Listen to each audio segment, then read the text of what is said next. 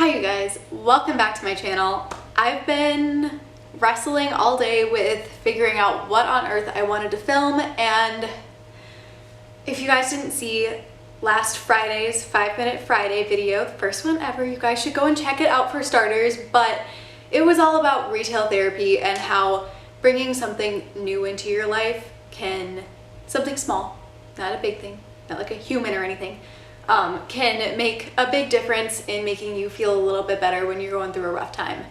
But, I'm sorry, I don't know why, I was just like holding in a really big breath there. Okay, but I realized that there are so many other things that you can do to help you feel better. And I kind of wanted to give you guys a few more tools that I use on a regular basis whenever I'm having a bad day. So without further ado, let's just get right into it. So I've got just a couple of tools that I want to share with you today. First one being journaling. So I have my journal right here. I basically travel with it all the time, and I don't journal every day, but I filled up a good chunk of it, and the good chunk of it that's filled up is mostly about my bad days. I go through phases where I journal pretty much like every day, and so then you get some of the good stuff. And if there's like a really good day, I always journal those too, but still. I use journaling mostly as an outlet to get my feelings out on bad days. And for me, it's really useful because I am an outward processor, you guys. If you haven't been able to tell, one of the reasons why I started my YouTube channel was actually so that I could do a little bit of the outward processing and learn some things about myself along the way, which has absolutely been true. I've learned a lot of things about myself just by filming and editing and going through life and kind of recording it a little bit. Anyways though, journaling is really helpful for my outward processing self, because sometimes when you process on the outside in the presence of other human beings, sometimes you hurt people's feelings, and that's not good. So especially when I'm dealing with feelings about specific people, or, it was just like a bad, just a bad day, like not like a bad situation permanently or something, and not a bad person necessarily, but like if you don't want to hurt somebody's feelings, but you just have to get your feelings out, journal it, hide your journal, don't let anybody else read it, because you're allowed to have those feelings, but you don't necessarily have to make them known to the entire universe. And journaling really helps with that. Another thing that I like to do when I am having a bad day is work out. Even though working out is usually the last thing that I want to do. I would so much rather be eating ice cream and watching movies on a bad day, but for real, I talked about this a little bit in the retail therapy video.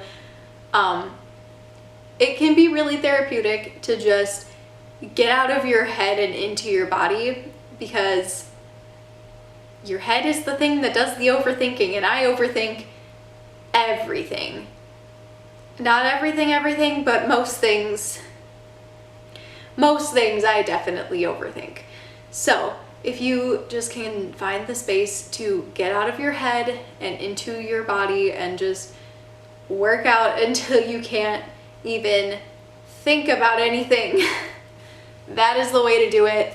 I don't really have like a go-to bad day workout, but generally I pick like lists of different exercises that I can just do, and I will do them, like I pick an exercise or two or something and do like a superset, and that same superset I do like 4 times or something, and then I pick another one and then we do it again, and we just keep like picking new things and going through them until your legs are like shaking and you can't actually do anymore. I'm not talking about like in an unhealthy way where you're like trying to like burn too many calories or whatever, but just like work yourself out until you are only focusing on you and what you're doing right in that moment, I guess.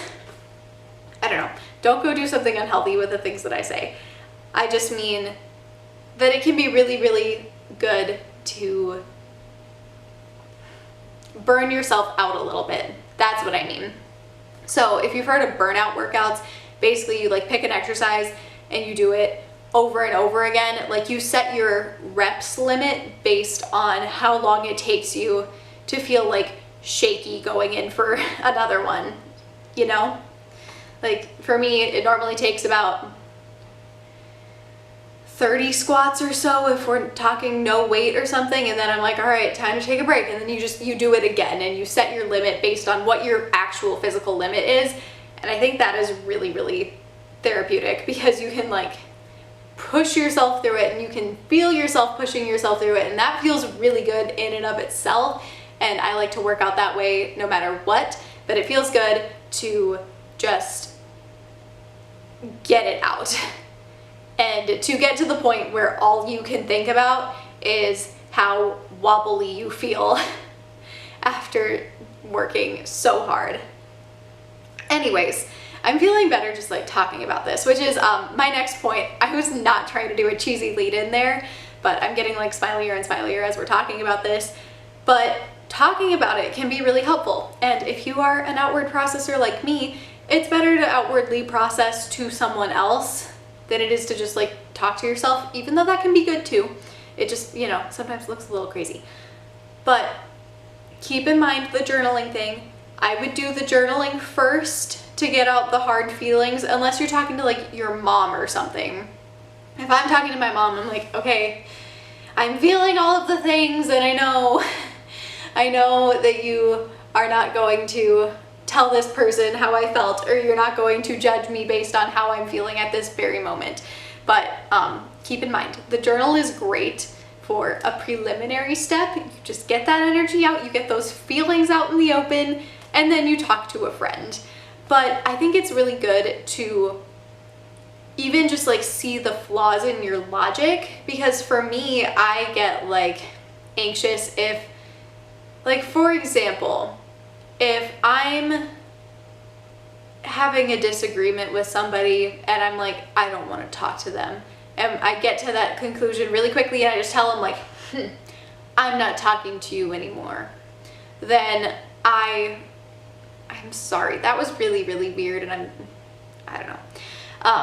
But yeah, if I'm like not talking to somebody and I have made that known to them, I always get a little bit nervous about a day or two after, and I'm like, but what if I like made them mad? Or what if I annoyed them? Or what if they like never want to be friends with me again because of this thing that I did, or because I was mad for a few minutes and it's just like, it's that like vicious cycle where it just is going through your head and stuff. But as soon as you say it out loud to someone else, maybe you don't notice it, but maybe the other person that you're talking to does. There's usually some big flaw in your logic there. Like, for instance, if I was fighting with my best friend or something, and I'm like, we're just not talking, we're not gonna do it anymore, and then I'm sitting there thinking like, whoa, what if she hates me now? What if, like, you know, you get into all of these what ifs and stuff, and so my what if could be, but what if we run into each other and we just like get into this big fight? And knowing my best friend, that would not happen, not in public. Like, we just don't do that. Like, she's not that kind of person, I'm not that kind of person, but I might not be able to point that out to myself without saying it out loud and realizing that's actually ridiculous. Do you even know who you're talking about? So that's my point with the talking to someone else. It just feels good. Like, you need a hype man. Get your good friend who will hype you up, and just, I don't know. It's really nice. And it's really good to have those, like, know which friend is good for what. Because I've got a friend who I'm like, hey dude, cheer me up, make me laugh. And I've got a friend who I'm like, I need advice, and I only trust your advice because you're so honest with me. So just like talk to somebody. It feels really, really good. Even if you are someone who doesn't like to talk to people, talk to somebody. Like, really, it's good. Anyways, those are the 3 big ones. There are definitely other ones that could be talked about, but those are the really big ones for me. that actually help. I've tried other things that don't feel so great, like cardio. I don't like it. Sometimes I feel like I just want to like run around and, you know, run until I can't anymore, but that only takes about 5 minutes, and usually my brain is still going by that point. So yeah, I don't know. I would be really interested to see what you guys do to manage a bad day. And guys, once again, if it's one bad day, it's one thing. Everybody has bad days, but if you are feeling all the time like you can't get a break, like it might be a good opportunity to go and visit a professional for some help. Therapy is a good thing. I actually am going to see a therapist very soon, and I'm actually excited about it because I like to learn things about myself, and that doesn't make me narcissistic. I mean, I don't know, maybe it does, but once you understand yourself, it makes the rest of the world make so much more sense. Anyways, guys, thank you so much for watching. I promise I'm gonna stop talking about mental health and therapy at some point, unless you guys don't want me to. But I know it's not everybody's cup of tea to talk about this twice a week. So if you guys have tips, please feel free to leave them in the comments below. I would love to hear what gets you through a bad day. I love having new tools in my back pocket to try out. And don't forget to leave a like if you like this video, and subscribe for more content like this. And guys, I'm gonna see you next Friday for 5 minutes, and so I can't wait to see you then. Bye.